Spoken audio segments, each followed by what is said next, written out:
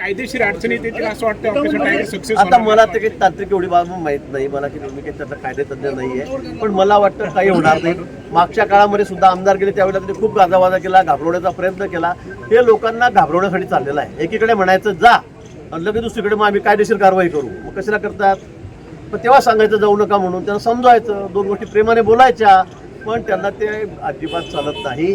लोकांना दम भरायचा, हाकलून द्यायचं, जा म्हणायचं आणि गेल्यावर म्हणतं मात्र आम्ही बघतो तुम्ही कसे जाता म्हणून. त्याला काय अर्थ आहे? पण भाजप ही सगळी फोडाफोडी करते, भाजप ही सगळी फोडाफोडी करते असा आरोप विरोधक सगळेच करत आहेत. तुम्हाला तुमचे खासदार निवडून आणू शकत नाही तुम्ही आणि म्हणून इतर पक्ष फोडतात, मध्ये टीएमसी असो किंवा शिवसेना असो. मला नाही वाटत.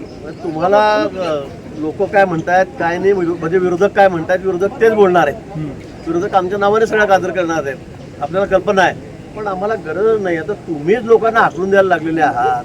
मी वारंवार तेच सांगतोय. हेच म्हणतायत की आम्हाला गरज नाही, तुम्हाला जिकडे जायचं तिकडे जा. लोक कशाला थांबतील इथे? आणि लोकांना ज्या पद्धतीने तुम्ही वागणूक देतात मातोश्रीवरून, लोकांना आता ते चालत नाही. लोकांना आता मतं पाहिजे असतात. लोकांची खाली काम करावं लागतं, लोकांना भेटावं लागतं, संपर्क लागतो आणि हे वरती ऐकून घ्यायला तयार नाहीत. त्यामुळे लोकांनाही वाटतं की चला मुख्य प्रवाह आता बंडो यांच्या नादी कशाला लागतायत. आणि सकाळपासून जी सगळी बडबड चालते तुमची, मी सांगितलं आधीच की या माणसामुळे सगळा पक्ष शिल्लक राहणार नाही. हा एकटा माणूस पुरेसा आहे पक्ष संपवायला. भाजपची गरज नाही, शिवसेनेची शिंदे गटाची गरज नाही, कोणाचीच गरज नाही यांना. एक माणूस पूर्ण आहे, एक माणूस की तो सगळा पक्ष रसतळाला देईल. उद्या वर्धापन दिन आहे भाऊ शिवसेनेचा, दोन्ही शिवसेना साजरा करणार आहे. तुमच्या माध्यमातून दोन शिवसेनांना दोन नेमकी काय सल्ले?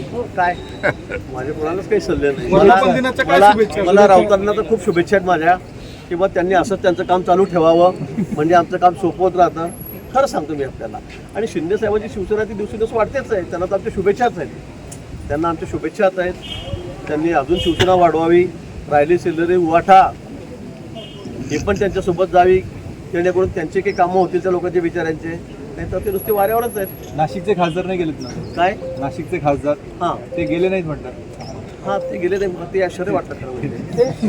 राजाभाऊ माझे असं म्हणाले की स्थानिक पातळीवर त्रास दिला जातो, कुंभमेळ्याच्या बैठकांना बोलवलं जात नाही, निमंत्रण दिलं जात नाही, टाळलं जातं, निधी दिला जात नाही, असं त्यांनी आरोप केला. निश्चित भेटतो मी त्यांना, काय त्यांचे कामं किंवा विचारतो मी. अपमानित करतात तुम्ही त्यांना? अपमानित नाही नाही, माझा त्यांचे खूप चांगले संबंध आहेत. त्यांना माझ्याबद्दल विचारा आपण. नाही तुम्ही म्हणजे शासन प्रशासन. नाही तसं जर त्यांच्या मनात काही किंतुपर्यंत असेल तर मी सगळ्या त्यांच्या शंका दूर करेन. तुम्ही कुंभमेळा मंत्री म्हणजे बैठकांनाच बोलवत नाही मला.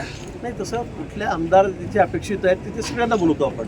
पण कुठे आमदार अपेक्षित नाही, कुठे दोघे तिघे मंत्री अपेक्षित नाही, तिथे खासदार पण अपेक्षित नसतात मला वाटतं. आता मंत्री इथे 4-4 मंत्री तुम्ही बघतात, काही छोट्या मोठ्या बैठकी असतात त्या ठिकाणी नाही बोलवलं जात कुणालाच. कुंभमेळा मंत्री म्हणून मीच असतो त्या ठिकाणी. पण जिथे आवश्यक आहे, ज्या शासकीय समित्या आहेत त्यांच्यावर त्यांची नावं आहेत, त्यांच्यावर मी त्यांना बोलवतोच. असतात कुठेतरी ताकद वाढलेली. ठीक आहे, आनंद आहे ना आम्हाला.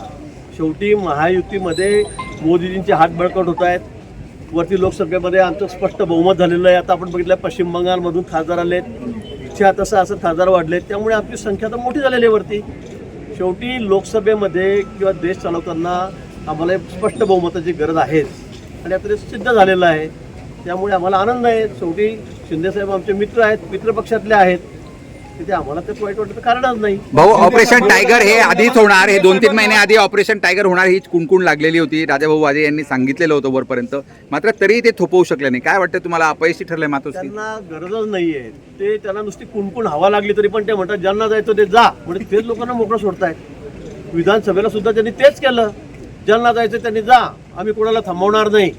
अरे हा कुठला पक्ष आहे? मी तेच म्हणतोय. तुम्ही कसा पक्ष चालवतात? तुम्ही ते संजय राऊतांच्या म्हणण्यावर चालतात. तेच आधी म्हणतात विधानसभेला ज्यांना जायचं जा. कसे लोक थांबतील? लोकांना गरज नाही अशी. लोकांना फील्डवर काम करायचं आहे, लोकांना कार्यकर्ते सांभाळायचे आहेत, त्यांचे मतदार सांभाळायचे आहेत. तुम्ही कोणाला भेटणार नाही, बोलणार नाही, कोणी नाराजी व्यक्त केली तर जा तू निघून. त्यामुळे आता हे सगळे त्याला दिवस आले. 100 कोटींचं डील झालं, 100 कोटींचं डील झालं, त्याच्यापैकी 15 कोटी ऍडव्हान्स मिळाले आणि त्याच्यानंतर हे संपूर्ण ऑपरेशन झालं. कुठल्याही निवडणूक असू द्या, काही झालं की त्यांना कारण लागतं. एक तर मग त्या मतदान बोगस झालं, मतपेट्या बदलून टाकल्या, मतपत्रिकेवर घ्या, पैसे वाटले, ईडीचा प्रभाव आहे, पोलिसांचा प्रभाव आहे, हे एक सगळं चाललेलं आहे. हे त्यांच्याशिवाय त्यांना काही कारण शिल्लकच झालेले नाही. आता पैसे वाटले. अरे तुम्हीच लोकांना म्हणता ज्याला जायचं असेल ते जा. लोक कशाला थांबतील? आता कशाला पैसे सांगता तुम्ही आम्हाला? तुम्ही सांगता कशाला पैशाचं कारण? तुम्हीच लोकांना आखणून देताय पक्षातून, अशी परिस्थिती आहे. आणि म्हणून मला असं वाटतं की हे सगळे कारणं आहेत. प्रत्येक वेळेला ते कारणं शोधतात. बंगालमध्ये पण इलेक्शन हारलं होतं, तिथे पण त्यांनी कारण काढलं. अरे पण तिथे लोकांनी किती स्पष्ट नाकारलेलं आहे. आता तर त्या डीडीएमबरोबर कोणी शिल्लकही राहिलेलं नाही आहे, तरी पण तिथे पण प्रभाव वापरला. असं त्या गोष्टीचा काही अर्थ नाही आहे. तुमची बडबड आता बंद करा.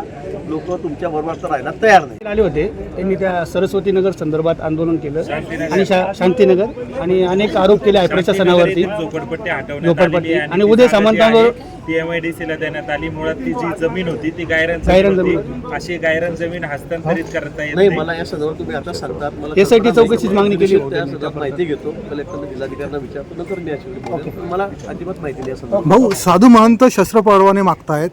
साधू महंत त्र्यंबकेश्वरून 2 रिक्वेस्ट आलेल्या आहेत. एवढी वेळ काय यावी? पण त्यांच्याकडे शस्त्र असतातच, सगळे तलवारी असतात, भाले, बंदुकीच्या बंदूक पाहिजे. मी विचारतो. 2 रिजेक्ट केले आहे, 4 परवाने 10 अर्ज आले. मी आता संध्याकाळी हरिगिरीजी महाराजांना भेटायला जातो, त्या सर्व महंतांना भेटतोय की त्यांना विचारतो बाबा काय गरज आहे, कशासाठी पाहिजे, विचारतो.